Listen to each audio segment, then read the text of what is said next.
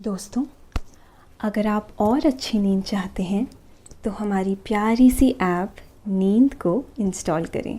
इस ऐप पर आपको एक्सक्लूसिव स्लीप स्टोरीज़ मिलेंगी और आप बिना यूट्यूब प्रीमियम के भी इन स्टोरीज़ को बैकग्राउंड में सुन सकेंगे। इंस्टॉल करने के लिए आप हमारी वेबसाइट neend.app पर ज़रूर आइए और अच्छी कहानियाँ, स्लीप म्यूज़िक, कुछ टिप्स सुनने के लिए इस चैनल को सब्सक्राइब कीजिए। नमस्कार, मैं हूँ निधि। आज सुनिए आलसी गधा। दोस्तों, ये बहुत ही दिलचस्प कहानी है। आपने वैसे तो बहुत सी कहानियाँ सुनी होंगी, लेकिन आज की कहानी एक ऐसे गधे की है जो बहुत ही आलसी था और उसका मालिक बहुत ही सीधा साधा। गधा अपने मालिक को बहुत परेशान करता था। वो दिन भर खाता था और सोता रहता था। तो चलिए शुरू करते हैं आलसी गधे की कहानी।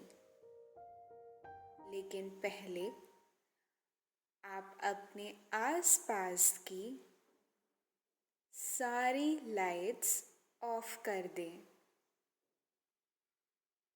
आराम से लेट जाएं। अपनी आंखें धीरे से बंद कर लीजिए। अब थोड़ा सा अपने शरीर को आराम दीजिए। थोड़ा और आराम। अपने शरीर को बिल्कुल ढीला छोड़ दीजिए। कोई टेंशन नहीं, कोई तनाव नहीं।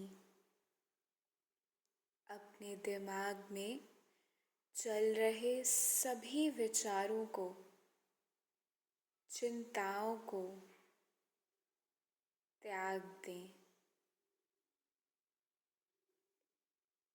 एक शांति सी महसूस करें।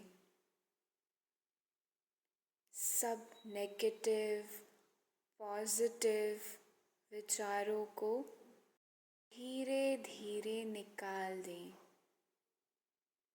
हाथों को सीधा करके अपनी कमर के साइड में रख लीजिए।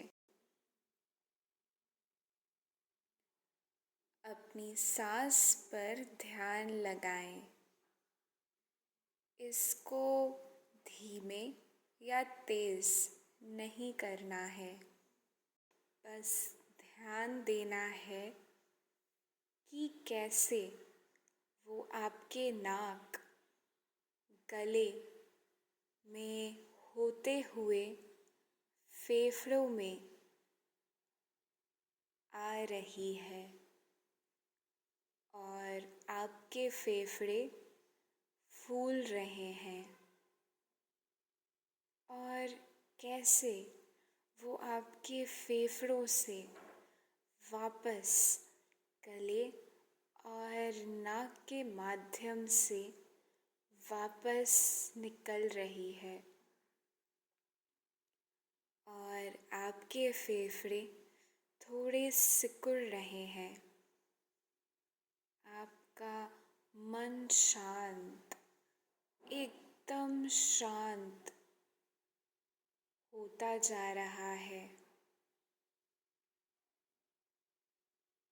आप अच्छा महसूस कर रहे हैं। खुद को काफ़ी हल्का फील कर रहे हैं। सब तरफ शांति है, सुकून है,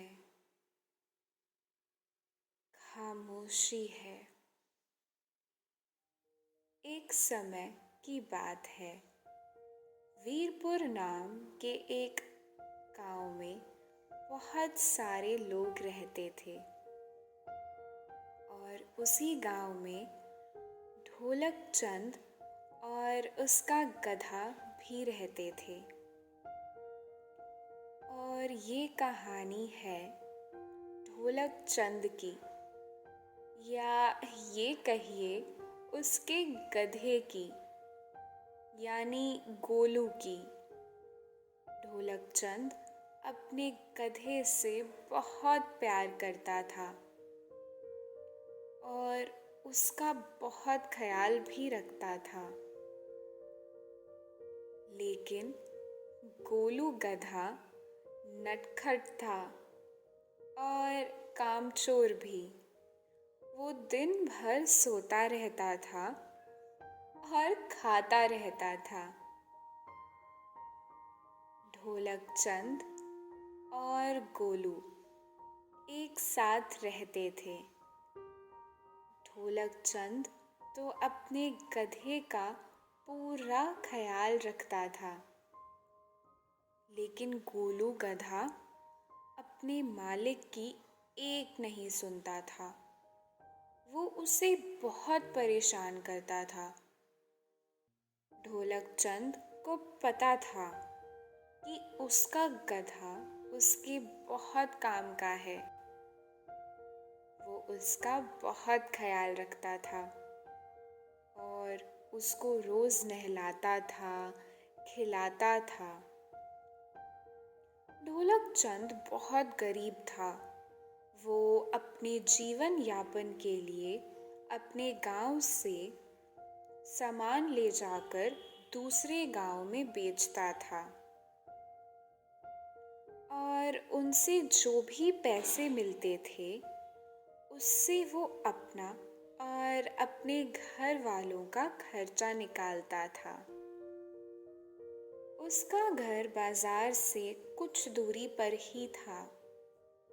वो रोज अपने गधे गोलू की पीठ पर सामान की बोरियां रखकर बाजार जाया करता था और उसे वहां बेचता था। ढोलक चंद बहुत अच्छा और दयालु इंसान था और अपने गधे का अच्छी तरह से ध्यान रखता था। गधा अपने मालिक से प्यार तो करता था, लेकिन बहुत ही कामचोर था और आलसी। उसे अगर किसी चीज से प्यार था तो वो था खाना और जी भर के सोना।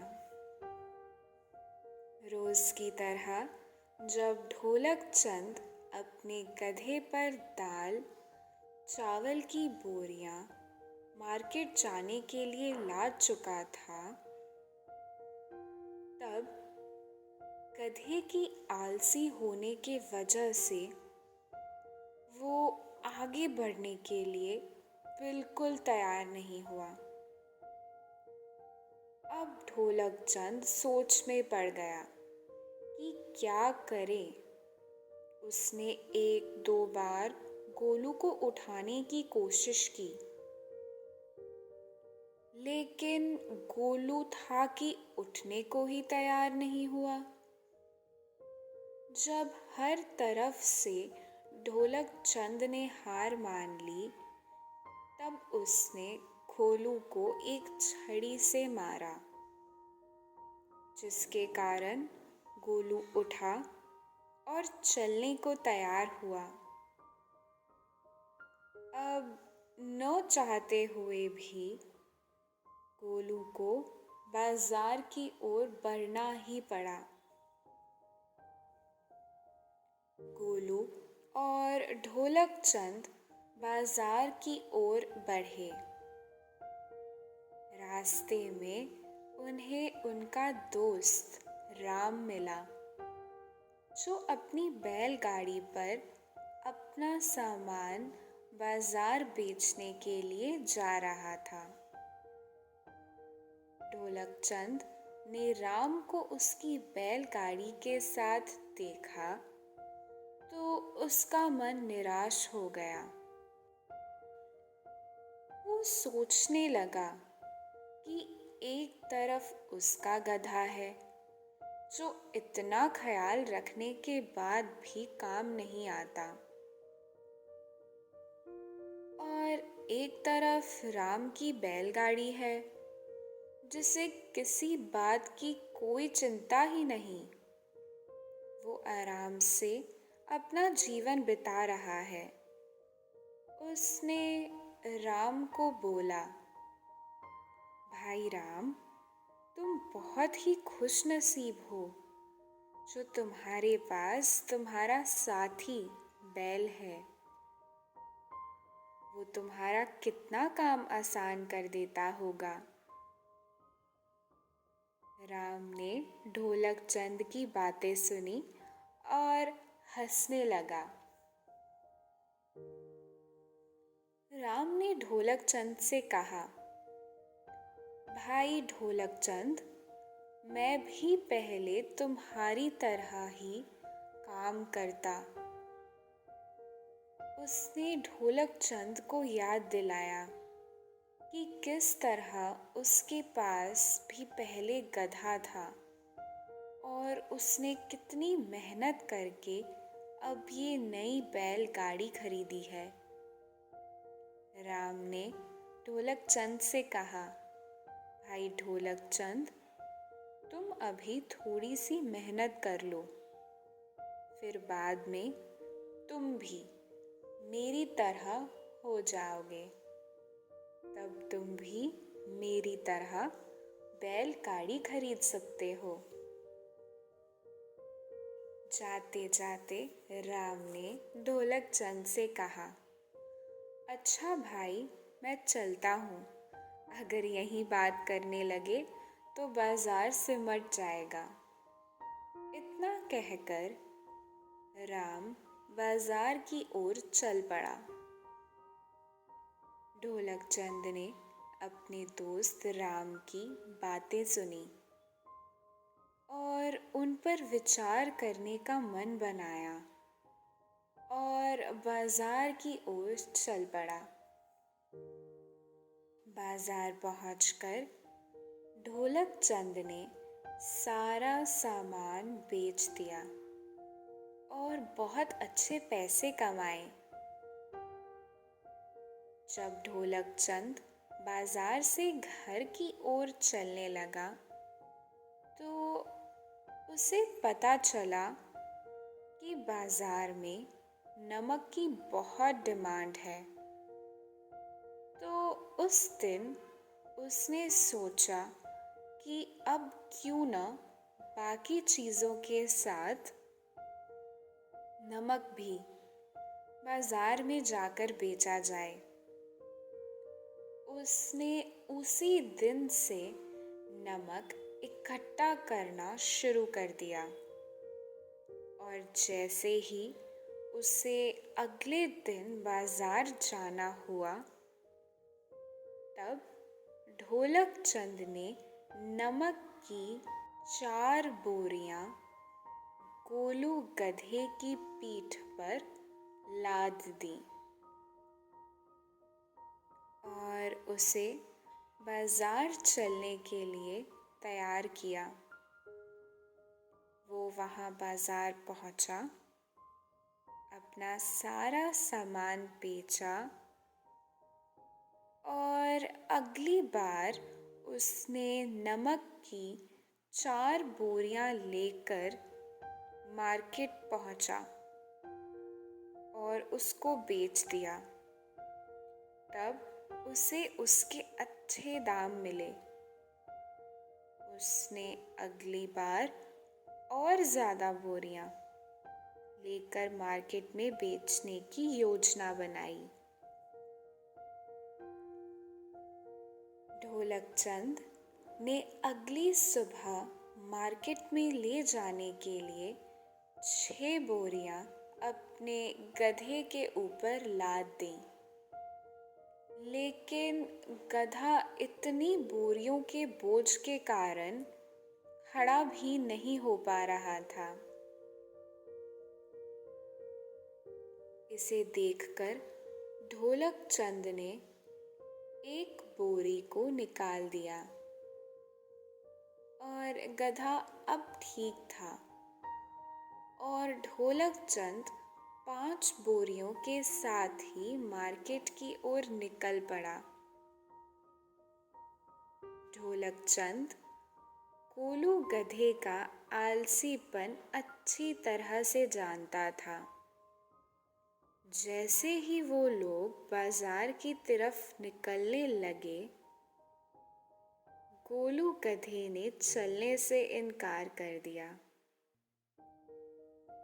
गधे के न चलने पर उसने गधे को 1-2 बार धक्का दिया और गधा चल पड़ा। लेकिन नमक की बोरियां थोड़ी भारी थीं, जिस वजह से गधे के पैर कांप रहे थे और उसे चलने में मुश्किल हो रही थी। किसी तरह गधे को धक्का देते हुए ढोलक चंद उसे आधे रास्ते तक ले आया। लेकिन कुछ दूर चलने पर ढोलक चंद के घर और बाजार के बीच एक नदी पड़ती थी, जिसे पुल की मदद से पार करना पड़ता था। ढोलक चंद को पता था कि इस पुल को पास कर पाना बहुत मुश्किल होगा, क्योंकि बोरियां बहुत भारी थीं और गधे को चलने में दिक्कत हो रही थी। लेकिन फिर भी ढोलक चंद ने अपने गधे को पुल के रास्ते जाने को कहा। गधा जैसे ही नदी पार करने के लिए पुल पर चढ़ा और लड़खड़ाते हुए कुछ दूर चला, उसका पैर फिसल गया और वो नदी में गिर गया। गधे को नदी में गिरा देख ढोलक चंद घबरा गया और हड़बड़ाते हुए बिना कुछ सोचे समझे नदी में कूद गया। गोलू को तैरकर नदी से निकालने जा पहुंचा। उसने आसपास के इलाके में मदद के लिए नजर घुमाई और वहां के लोगों से मदद की गुहार की। लेकिन पुल पर सन्नाटा होने के कारण वहां उसकी मदद के लिए कोई नहीं पहुंच सका। अब गधे को बचाने के लिए ढोलक चंद खुद ही नदी में कूद गया और बहुत मेहनत करने के बाद उसने गधे को बाहर निकाला। जब गधा नदी से बाहर आया तो ढोलक चंद ने देखा कि उसकी पीठ पर लदी बोरियां हल्की हो गई हैं। सारा नमक पानी में घुल गया है, जिसे देखकर ढोलक चंद निराश हो गया और आधे रास्ते से ही वापस घर लौटना पड़ा। इस वजह से व्यापारी का बहुत नुकसान हो गया। उसने सोचा उसके साथ सब कुछ बुरा ही बुरा हो रहा है और फिर वो अपने अगले दिन की योजना में लग गया। जितना इस घटना से ढोलक चंद निराश था, उतना ही गोलू गधा खुश, क्योंकि अब इस घटना से आलसी गधे को बाजार तक न जाने की एक तरकीब सूझ गई थी। गधा जितना आलसी था, उतना ही तेज भी था। उसने इस तरकीब को हर बार दोहराने की जिद ठान ली। ढोलक चंद ने अगले दिन के लिए नमक इकट्ठा करना शुरू किया।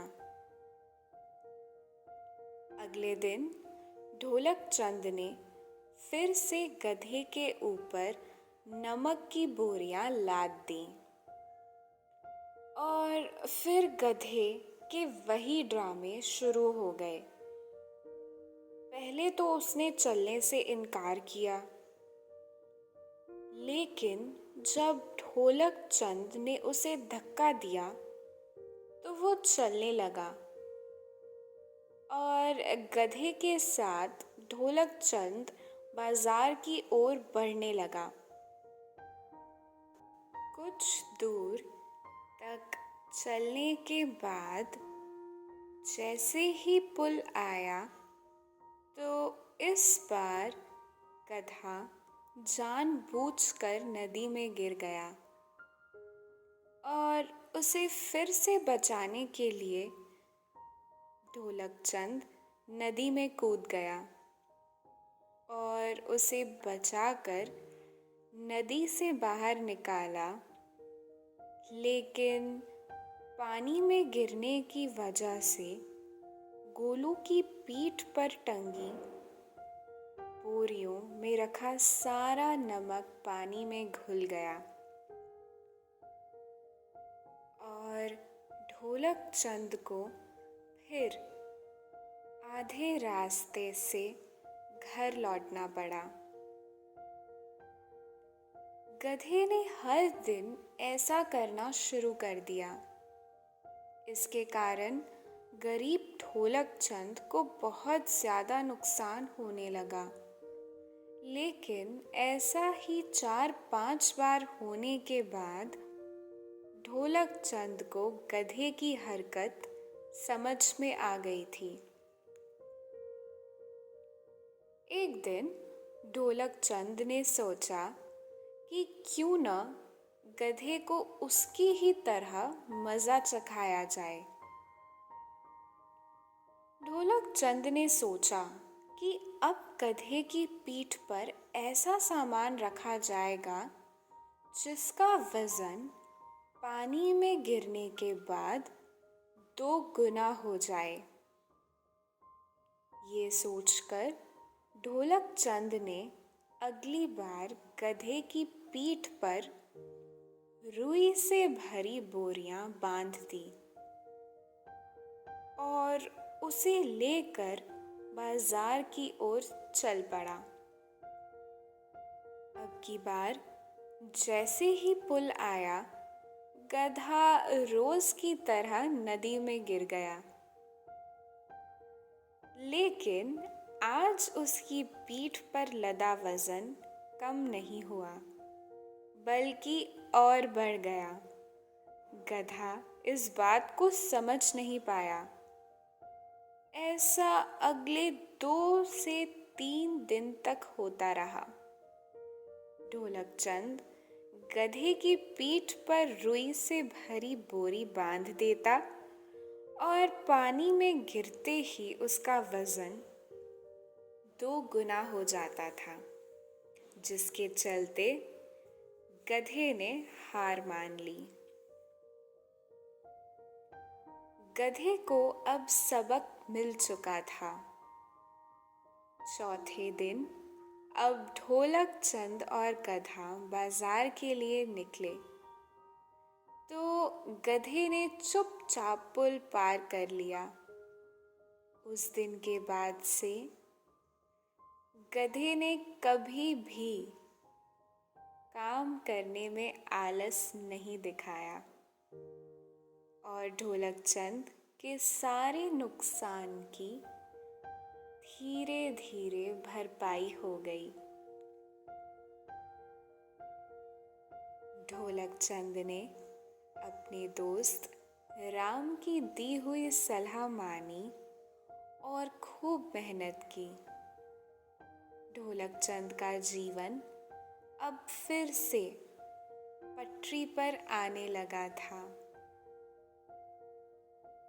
गधे के बाद उसने भी एक बैल खरीदी और अब बैल के ऊपर सामान रखकर बाजार जाता और बाजार में उन्हें बेचकर अच्छे पैसे कमाता था।